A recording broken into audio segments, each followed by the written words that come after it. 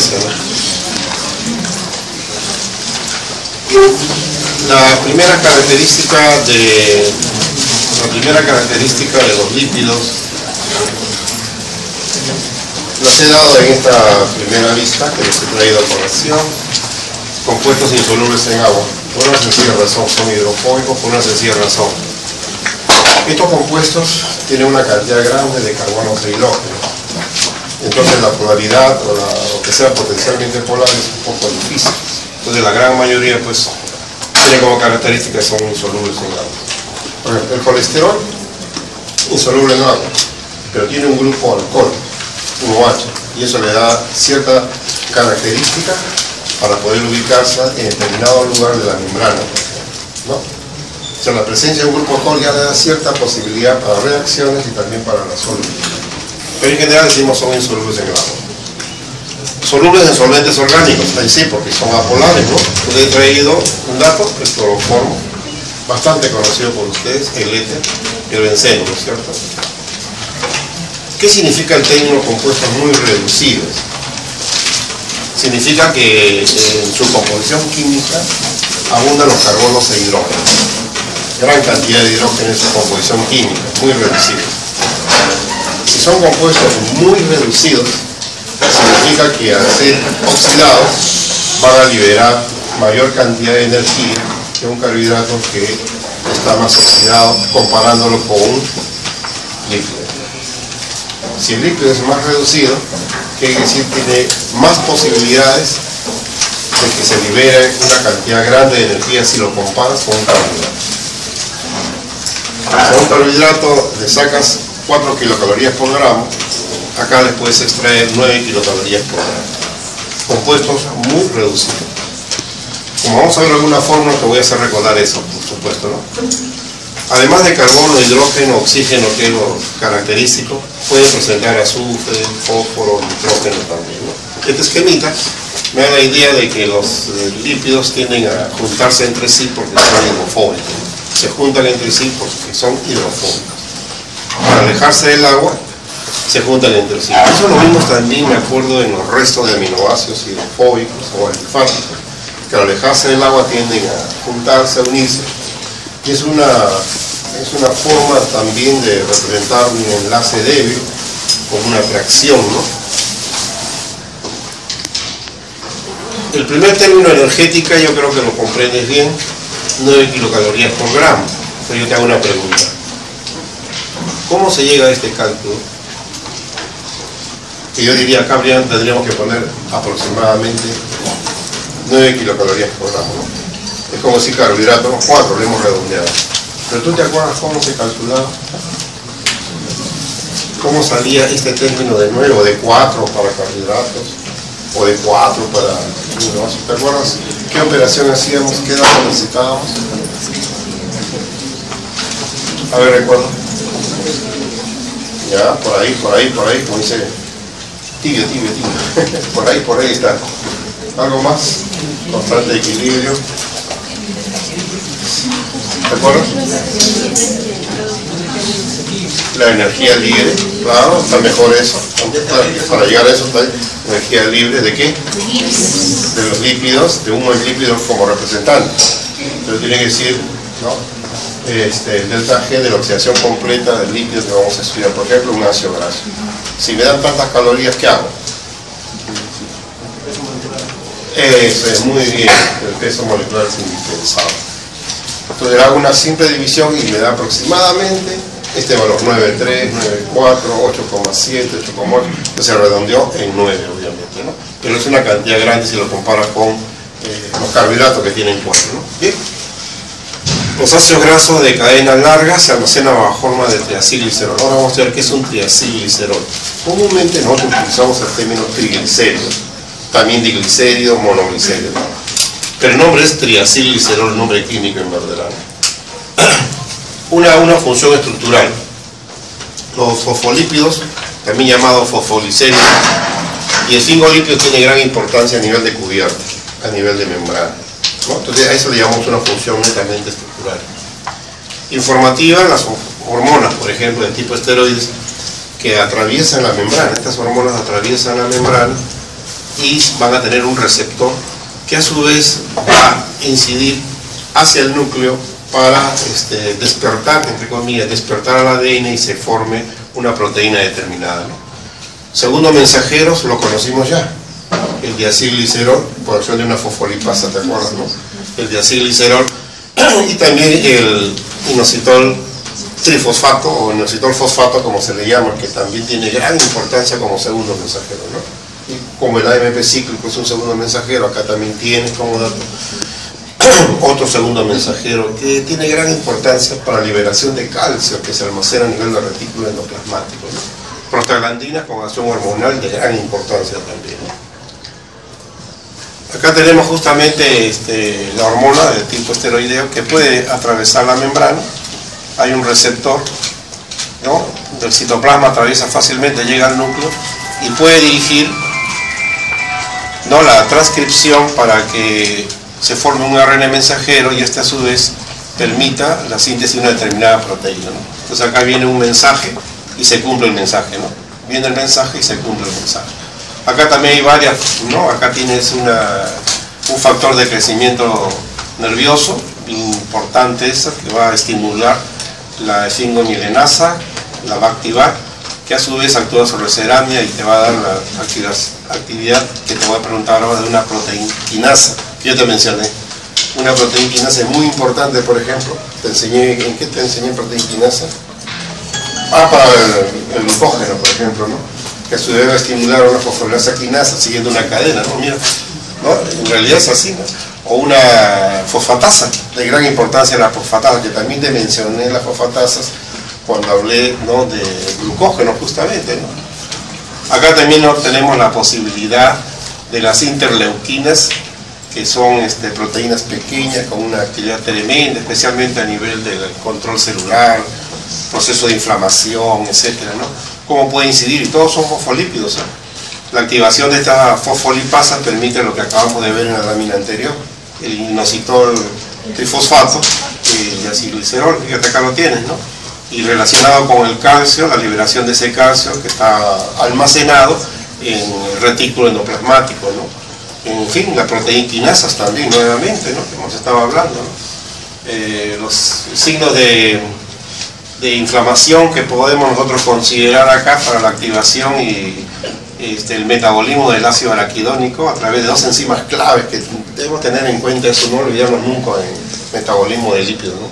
Las lipoxigenasas, que permite la formación de leucotrienos, y la ciclooxigenasa, que permite la formación de prostaglandinas, y al final tromboxano. Así que por favor ten presente estos términos: lipoxigenasa y ciclooxigenasa, como unas enzimas claves que de una u otra manera van a permitir la formación de leucotrienos y tromboxano. Va a tener una clase especial con el doctor Bravo sobre leucotrienos y tromboxano, ¿no? Tan importantes como mira, pues los lípidos que mayormente nosotros lo recordamos como almacenamiento de energía, etcétera, pueden tener otras funciones también como segundo mensajeros extraordinarios, ¿no? Reserva de agua, obviamente, como son compuestos más reducidos, y acá te vas a recordar lo que ya estudiaste tú de la cadena respiratoria.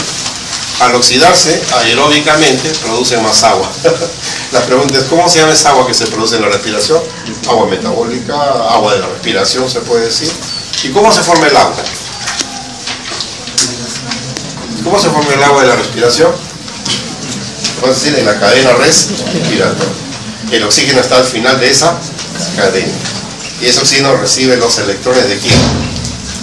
De un citocromo. ¿Cómo se llama ese citocromo que le va a dar los electrones? Tiene un nombre, citocromo, que dice que está al final. Citocromo oxidasa, ya lo dijo ya. Ese está más atrás, más atrás. Ese es el citocromo oxidasa, que permite que el oxígeno se reduzca. Cuando ese oxígeno se reduce parcialmente, ¿qué te va a originar? Radical libre. ¿Cómo se llama ese radical libre? La dióxido peróxido, perfecto. El cual rápidamente es transformado en peróxido de hidrógeno por acción de la.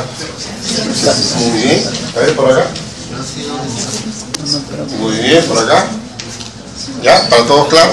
Se forma el peróxido de hidrógeno, pero el cual por acción de la se desdobla en agua y oxígeno. Por acción de la que se almacena ahí. Muy bien, qué bien preparadito. Estaban bien para el examen de mañana. Chéverísimo. Estaba bien. Qué gusto me da, lo felicito, están al día. Claro, entonces forma el agua, ¿no? Entonces este animalito tiene la posibilidad de sobrevivir, ¿no? En el desierto, porque puede producir su propia agua, ¿no? Sin necesidad de contar con el elemento agua en el ambiente. Entonces nosotros, la pregunta sí es que te acuerdas, ¿no? Nosotros, ¿cuánto de agua metabólica producimos en 24 horas? Nosotros. Adultos, 70 kilos, siempre se pone, ¿no? Adultos, no te vas a decir. ¿Cuánto formamos? ¿Quién sabe? Si no sabe, se los digo y lo apunto. ¿Quién sabe? 350 centímetros cúbicos. O sea, si yo no tomo una gota de agua en 24 horas, no tomo una gota de agua, ningún alimento obviamente, ¿no? En 24 horas, el cuerpo va a formar, nuestro cuerpo va a formar 350 centímetros cúbicos de agua. ¿De qué agua? Del agua de la respiración, del agua metabólica. ¿Me entiendes?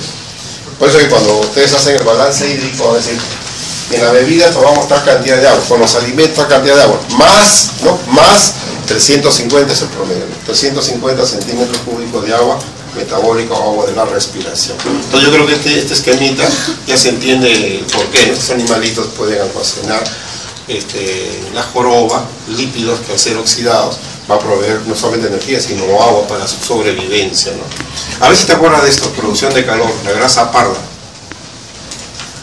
Yo te hago una pregunta, ¿qué es un desacoplante?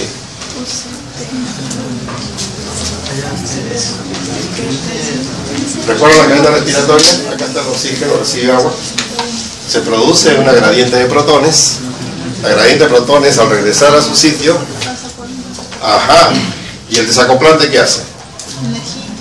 ¿El desacoplante qué hace? Que por ahí va a ser la salida de los protones, se produce calor. Entonces ya no se forma ATP. ¿Cierto? Va a dar calor. Entonces acá te hago recordar la acción en la grasa parda, donde los acoplantes separan la cadena respiratoria de la evaporación oxidativa. ¿Ya? La importancia en el recién nacido y animales de hibernación. Pasan mucho tiempo pues en el frío, ¿no? Es posible que el calorcito sea más agradable cuando la grasa parda que está acumulada en esta porción, ¿no? Va a cumplir su función en ese momento. Posteriormente se reduce, porque ya el niño, ¿no? Es protegido con el calor, etc. Pero es importante recordar desacoplante, ¿no? A ver, por favor, revísame desacoplantes. Son compuestos que interrumpen ¿qué?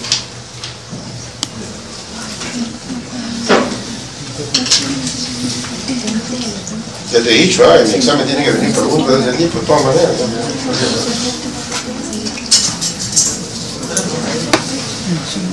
La gradiente de protones entonces ya no regresa por,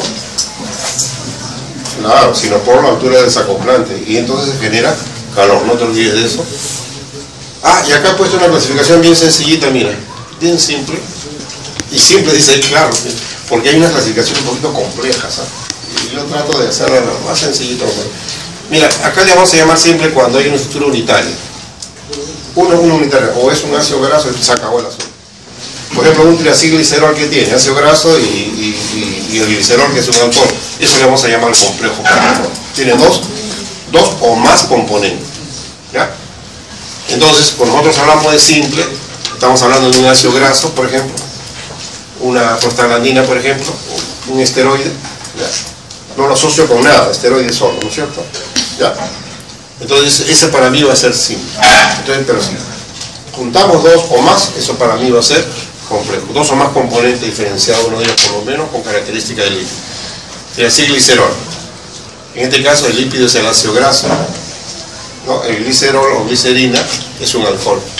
Acá tienes fosfolípido, tienes fosfato, obviamente también tienes un glicerol y ácido graso, ¿no? El fingolípido tienes un alcohol especial que se llama fingosina, un alcohol especial llamado fingosina, y tiene la característica del lípido porque hay ácido graso.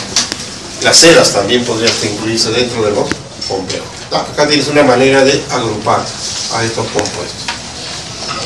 Y para recordar qué es un ácido graso, a ver si lo entiendes. Es un hidrocarburo que tiene un grupo carboxilo. Ahí tiene la fórmula para que te acuerdes. Entonces, esto se llama hidrocarburo. ¿Estamos de acuerdo? ¿No? Una cadena de carbonos hidrógeno, ¿no? N número de carbonos. Entonces, esta cadena puede tener 10, 12, 14, 16, 18, 20 carbonos. Los más comunes, 16 a 18 carbonos son los más comunes, ¿no? Pero esta cadena termina, mira, en carboxilo. Entonces, si yo menciono este grupo carboxilo que te enseñé en aminoácidos, este carboxilo tiende a disociarse para dar carboxilato. Entonces va a tener una carga negativa acá, una carga negativa. Entonces es obvio recordar de que estos compuestos son moléculas anfipáticas, o sea, tienen una parte polar, cuando esto se suelta hay una parte no polar, que es la cola, que podríamos llamar acá, si nosotros recordamos la característica de una molécula anfipática. Entonces, comúnmente entre 12 y 24 carbonos, acá he hecho un esquemita para recordar. A ver, para nosotros todo esto va a ser el carbono número 1, acá está el grupo carboxilo que ya lo conoces, el carbono 2 para nosotros va a ser el alfa, ¿ya? El carbono 3 va a ser para nosotros el beta, y el último carbono, vamos a llamar el omega. ¿Estamos de acuerdo? Ese es una cadena. ¿Por qué? Porque yo te digo una alfa oxidación, te puedo decir una beta oxidación de los ácidos grasos o una omega oxidación, ya sabes a qué me refiero. O la oxidación empieza acá, o la oxidación empieza acá, o la oxidación empieza acá. La más común, la beta oxidación. Entonces el doctor Bravo te ha enseñado la beta oxidación, entonces quiere decir que acá va a empezar la oxidación. ¿Ya? Entonces ya te das cuenta que si acá empieza la oxidación y va a haber una enzima clave que tiende a romper, te va a sacar 2 carbonos de inmediatamente. Entonces si la molécula tenía 20 carbonos, ahora tiene 18. Entonces te va a quedar siempre al final, va a quedar una molécula lista para ser oxidada, entonces va a soltar otra molécula de 2 carbonos. Otra molécula de 2 carbonos, y la molécula se va achicando, ¿no? 20, 18, 16, 14, 12, 10, 12. Va a tener cantidad de acetilcoenzima. Te pregunto, ¿a dónde van los acetilcoenzima? Ciclo de Krebs. Y el acetilcoenzima necesita ¿a quién? Son los acetatos. Y una enzima llamada citrato sintasa, y se forma el citrato. El citrato es una molécula que tiene 3 carboxilos. Por eso que al ciclo de Krebs se le llama. Exactamente. Ese ácido cítrico tiene que ser transformado por una aconitasa que le introduce, le saca agua para adaptarlo hacia isocitrato. Y de esta manera ya puede ser oxidado. ¿No es cierto? Entonces empieza el proceso de oxidación recién cuando se forma el isocitrato, formándose NAS reducidos, formándose FAS reducido en determinado momento. Al final, en un ciclo de Krebs se forman 3 NAS reducidos, un FAS reducido. Y también se logra formar un ATP en ese ciclo. ¿Cómo se forma ese ATP? Por un proceso que se llama por substrato. Tiene que haber una reacción endergónica y otra exergónica. Entonces el succinil-CoA es una molécula, una ergomolécula, que va a permitir una reacción exergónica para fosforilar ¿a quién? ¿A quién fosforila? A un GDP, para formar un GTP. A su vez el GTP ya transfiere fosfato a un ADP para que se forme el ATP. Es importante ese dato que te haya mencionado. Y ahora te pregunto, esos 3 NAS reducidos y ese FAS reducido, el ciclo de Krebs, ¿no? ¿Qué vía van a continuar? ¿Qué van a hacer? Cadena respiratoria. ¿Y por qué es importante que sigan la cadena respiratoria? ¿Por qué tienen que entrar a la cadena respiratoria? ¿Por qué? Porque para continuar el ciclo de Krebs se necesita NAS oxidado y FAT oxidado, ¿no es cierto? Entonces, todo lo que viene del citosol hacia el interior tiene que entrar a la cadena respiratoria que el proceso continúe. ¿Y cómo los NAS reducidos del citosol pueden entrar a la matriz mitocondrial? Hay 2 tipos. ¿Cuáles son? Uno es ello que recibe el NAD como receptor y el otro que recibe el FAT como receptor. Perfecto. Entonces todas esas cositas te he hecho recordar. Entonces de acá va a salir un acetilcoenzima por la beta oxidación. Y sigue el proceso, va a salir otro acetilcoenzima, otro acetilcoenzima, otro acetilcoenzima, y te va a dar un número determinado, pero siempre de 2 carbonos. Entonces, si la molécula tiene 18 carbonos, yo lo divido entre 2 y me da 9 acetilcoenzima. Entonces quiere decir que estos van a dar más energía que el azúcar. Porque el azúcar, ¿cuántos acetilcoenzima me va a dar? Pues, nada más. En cambio, esta molécula me va a dar, si tiene 18 carbonos, me va a dar 9 acetilcoenzima. ¿Me entiendes? Entonces, como yo te enseñé a calcular en un ciclo de Krebs la cantidad de energía, acá pues es más grande. Entonces, por eso que te digo que estos compuestos dan más energía porque son más reducidos. Mira tú, mira la molécula con cuidado y vas a ver que hay un solo oxígeno ahí. Te lo presento. Un solo oxígeno. Si yo te digo, ¿cuántos oxígenos? Así, en forma general, tiene la glucosa, digo, ¿cómo era la fórmula de la glucosa? C6H12 o 6. Ah, caramba, ya ahí no me cuento con 6 oxígenos, ¿me entiendes? ¿Ya? Es un compuesto, pues si tú lo comparas, es un compuesto más oxidado que este, entonces te va a dar más energía, obviamente, ¿no? ¿Cuándo se llaman saturados? Cuando los enlaces simples, cuando solamente hay enlaces simples. E insaturados cuando hay algunos enlaces que son dobles. Entonces acá tienes el más representativo de todos, palmítico. ¿Cómo lo leo? Que es una molécula que tiene 16 carbonos, ¿no? Te empiezo acá, 1, 2, 3, 4, etc. 16 carbonos. Significa este cero, significa que no hay dobles enlaces. No hay dobles enlaces, ¿no? Muy bien. Estiánico dice que tiene 18 carbonos. Entonces no tiene doble enlace, entonces es un saturado. Es un saturado. Insaturado, tenemos el oleico como representante. ¿Ve? ¿Cuántos carbonos tiene el oleico? 18. ¿Cuántos enlaces dobles tiene? 1. ¿A qué altura? Carbono 9. Entonces yo cuento. 1, 2, 3, 4, 5, 6, 7, 8, 9. Ahí encuentro el doble enlace. Eso es lo que me está indicando. ¿Cuántos enlaces? 1. ¿A qué altura? El carbono 9. Es una forma de representar, ¿no? Y de indicarnos, ¿no? Dónde exactamente se encuentra el doble enlace.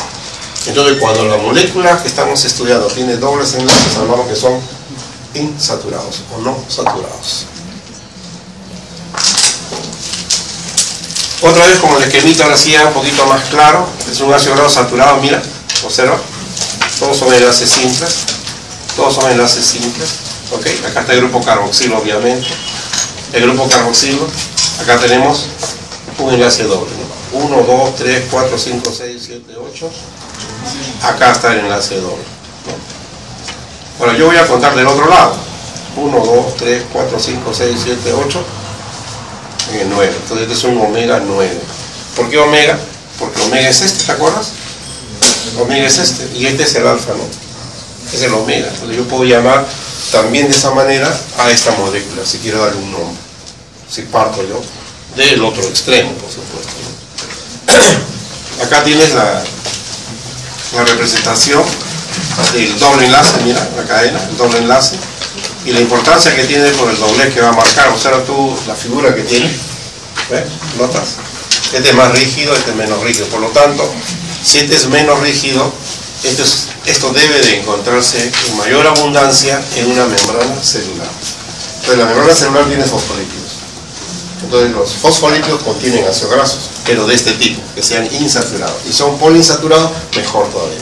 O sea, tienen 2 dobles enlaces, 3 dobles enlaces, mejor todavía. Porque eso le da mayor fluidez a la membrana celular. Entonces, por eso son tan importantes estos compuestos desde el punto de vista estructural, ¿no? Los llamados insaturados. Otro esquemita más. Ácido graso de tipo cis y de tipo trans, ¿no? El ácido cis octadecenoico, o sea 18 carbonos te está diciendo, comúnmente llamado el ácido oleico. Acá tienes como la forma trans, ¿no? Que es menos común, esta es la más común, ¿no? Esta es la menos común, esta es la más común.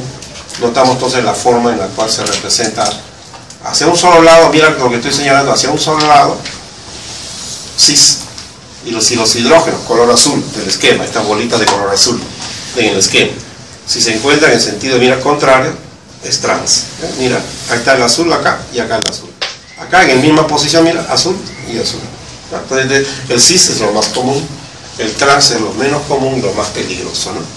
Generalmente cuando consumimos nosotros alimentos que tienen trans, entonces estamos consumiendo un ácido graso peligroso para la salud, ¿ok?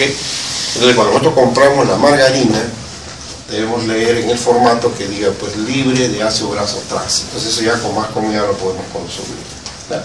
Porque en realidad pues cuando ya lo someten al tratamiento industrial, el cis, debido al calor y otros tipos de reactivos, lo transforman en trans y ahí se resulta peligroso. En otras palabras, yo tengo aceite, pero ese aceite es líquido, no le voy a echar a mi pan, no queda bien.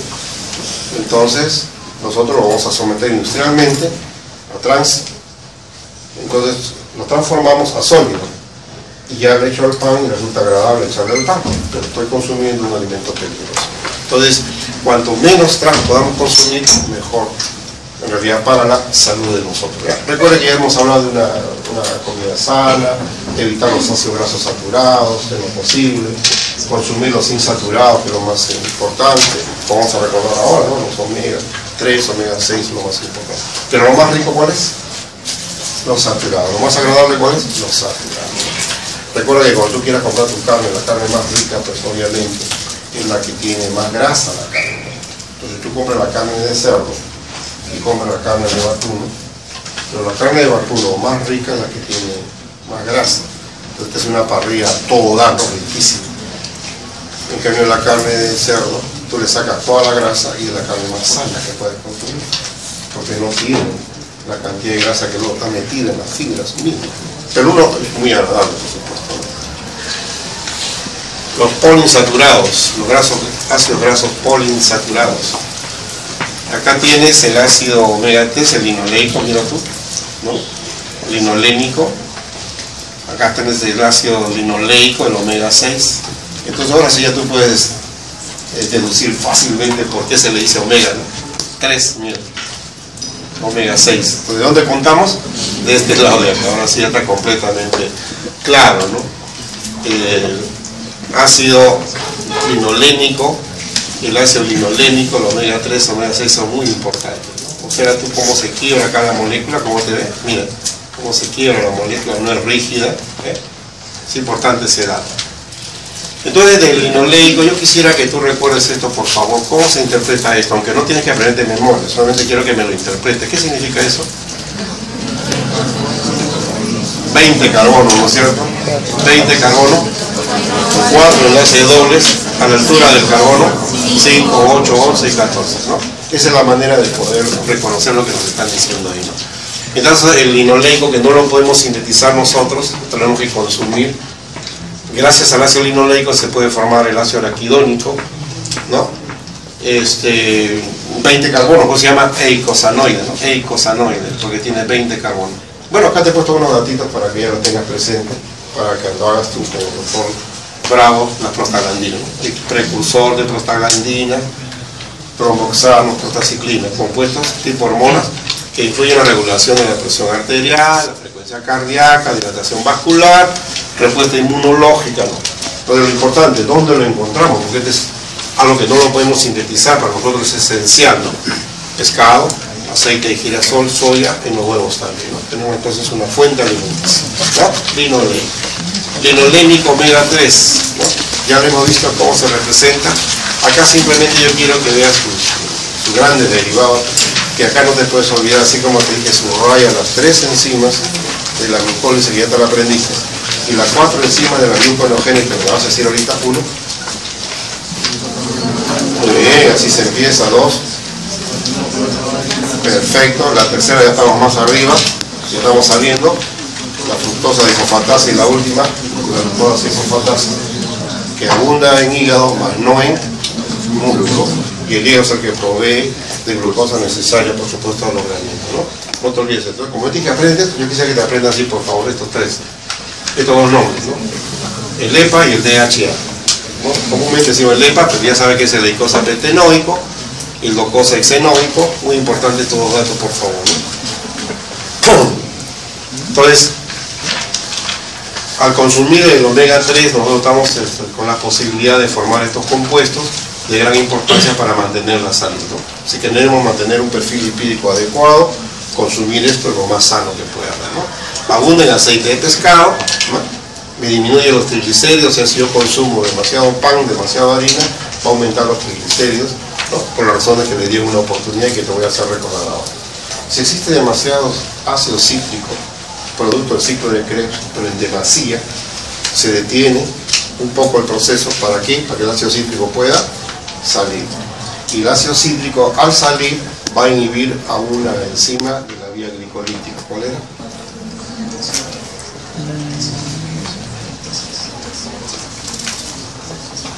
La segunda enzima de las 3 que tendría que aprenderte de la vía glicolítica. Esa misma, esa panga detiene ahí. Y además, ese ácido cítrico o citrato que le estoy mencionando, que viene de consumir las harinas, sus carbonos sirven para formar triglicéridos. Entonces yo como mucha harina, voy a formar muchos triglicéridos, obviamente. Entonces ahí está el cuidado que hay que tener. Bueno, en general, ¿no? Estos compuestos pues disminuyen los triglicéridos, reducen las respuestas inflamatorias, disminuyen las enfermedades cardiovasculares y la embolia, ¿no? Mira qué importante es, ¿no?, el saber qué es. Entonces, si tú no sabías qué es un omega 3, ahora tienes clara ya, ¿no?, qué es un omega 3, ¿no? Ahora ya sabes que es un ácido graso esencial que tenemos, no podemos sintetizarlo nosotros, ¿no? No podemos. Entonces nosotros, en nuestro organismo, nuestra célula, nuestras enzimas no pueden incluir doble enlace en el omega 3, ¿no es cierto? Es imposible, entonces tenemos que consumirlo. En cambio, yo puedo formar un ácido leico, un ácido palmítico lo puedo formar con gran facilidad, porque sí puedo poner doble enlace en el 9, pero partiendo de acá, no, imposible que nuestro organismo pueda poner doble enlace. Entonces para nosotros es esencial, ¿ya? Por esa razón que estoy indicando, ¿no? Otro esquemita más, acá tenemos el ácido linolénico, mira tú, observa tú con cuidado, omega 3 por la razón que te da. Mira, acá te ha puesto el término extremo, ¿no? Extremo metilo, carbono, que nosotros le dimos un nombre, omega le hemos llamado, omega. Acá está el omega 3 nuevamente para que lo mires bien, 1, 2, 3, 4, 5 enlace, el cosa pentaenoico, el EPA, ¿no? Ahí tienes el nombre, el DHA para que lo veas tú con claridad, 1, 2, 3, 4, 5, 6, mira qué importante es el docosahexanoico, el DHA que te había mencionado, ¿no? Bueno, nuevamente acá tienes el omega 6, observa, el omega 6 bien clarito para que lo veas, y el ácido araquidónico cuyo metabolismo lo vamos a citar bastante, por favor, ¿no? El ácido araquidónico, un derivado general de los llamados omega 6 de gran importancia, ¿no? Ese esquemita que es muy importante tenerlo presente. Ahí tienes el rico pescado para consumir, ¿no?, 2 o 3 veces por semana.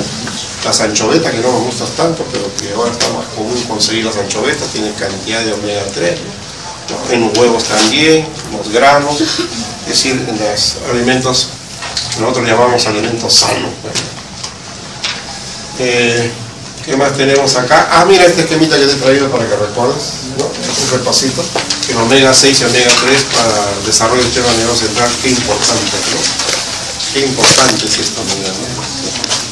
Estos omega tienen que venir por la dieta, ¿no es cierto?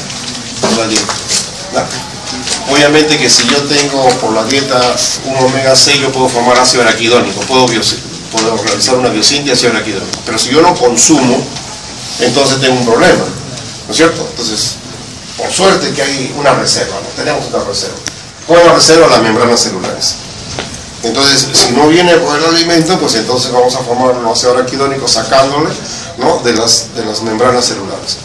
Entonces la fosfolipasa va a actuar a ese nivel, y eso yo creo que te das cuenta que no es lo adecuado, ¿no? Lo adecuado es que venga siendo por la alimentación. Pero podemos realizar una así, claro que sí, ¿no? La reserva tisular se recibe principalmente a nivel de membrana celular, ¿no?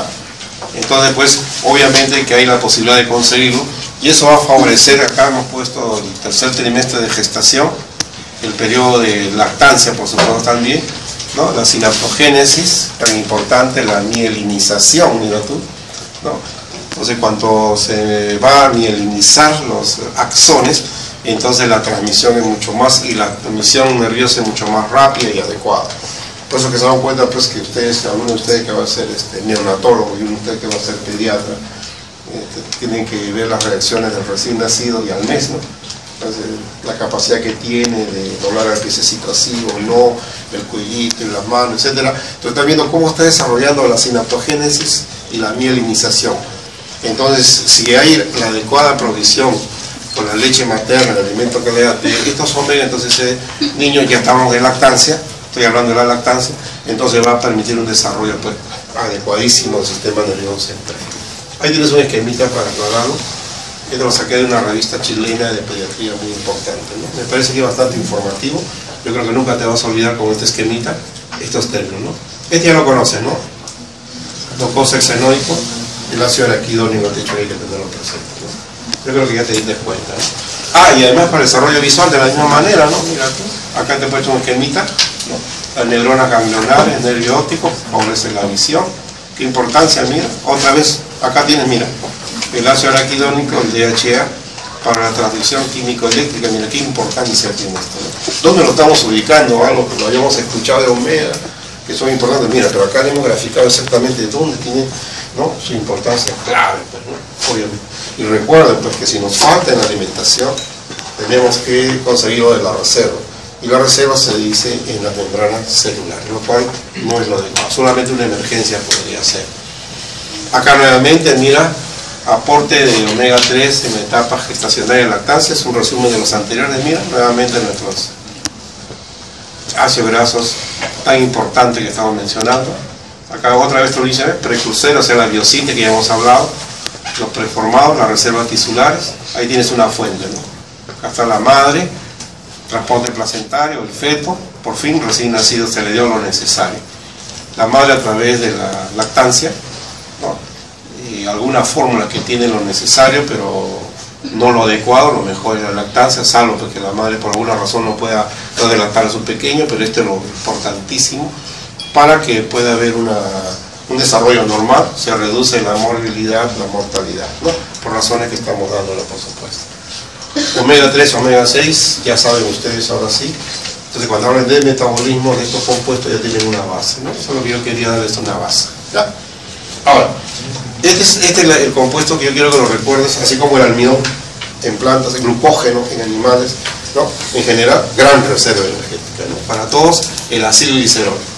Son ésteres de ácido graso y glicerol. El glicerol, acuérdate, es un alcohol, ¿no? Pues son ésteres de ácido graso y glicerol, ¿no? Recuerda que te dije que un éster se forma cuando un ácido reacciona con un alcohol. Entonces, cuando un ácido reacciona con alcohol, se forma un éster. Eso es cierto, ¿no? Entonces, ahí tienes la definición química. Yo creo que de la vez pasada ya te he mencionado ese término, ¿no? ¿Cuándo te mencioné en proteínas esto? Con la serina, que tiene un grupo alcohólico y un ácido fosfórico. Entonces, cuando el ácido fosfórico reacciona con este grupo alcohol, se forma un éster, ¿no? Entonces, ya hablo de un fosfoéster, ¿no? De gran importancia. Yo te lo había mencionado. Entonces, una gran reserva energética, además un aislamiento térmico y mecánico también. Acá tienes la fórmula para que la recuerdes. ¿Dónde está el glicerol acá? De este colorcito. Acá está. Este es el glicerol. Acá estaba el grupo alcohol, ¿no es cierto? El OH. Acá estaba el OH. Acá el OH. Entonces se llama propano. ¿Por qué se llama propano? Porque tiene 3 carbonos. Triol, porque había 3 grupos alcohol. OH, OH, OH.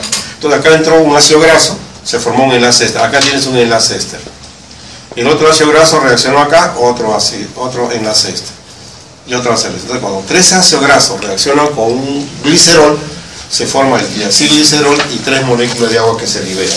Por cada enlace que estás mirando se pierde una molécula de agua, por cada enlace, por supuesto. Por lo tanto, una lipasa pancreática va a tener que desdoblar este enlace. Entonces, incorporando los elementos del agua. Entonces es una hidrolasa. La lipasa pancreática es una hidrolasa. La lipasa lingual es una hidrolasa. La lipasa gástrica es una hidrolasa, porque va a romper este enlace incorporándolo. ¿Y para qué lo rompe? Para que la molécula sea digerida y pueda entrar a la linfa, a la vía linfática y después a la sangre, por supuesto, la manera como se va a trasladar cuando consumimos los triglicéridos. Pero esto es una gran reserva energética. Acá tienes tú el tejido graso y la acumulación de este de gran importancia como reserva energética. Esta razón. Porque en la etapa de ayuno, lo primero que consumimos es glucógeno. Nosotros vamos a hacer un mecanismo de glucogenólisis, donde interviene la enzima clave que se llama glucógeno fosforilasa, con la ayuda de la enzima llamada de ramificante, y de esa manera se provee de glucosa. Pasado el tiempo, tiene que haber la gluconeogénesis, a partir de piruvato, a partir de lactato, a partir de glicerol, a partir de aminoácidos, y una enzima clave, la piruvato carboxilasa, que permite la formación del oxalacetato a partir del piruvato. ¿Por qué el piruvato no puede revertirse a fosfonolpiruvato y continuar en la síntesis de glucosa? Porque termodinámicamente es imposible hacerlo.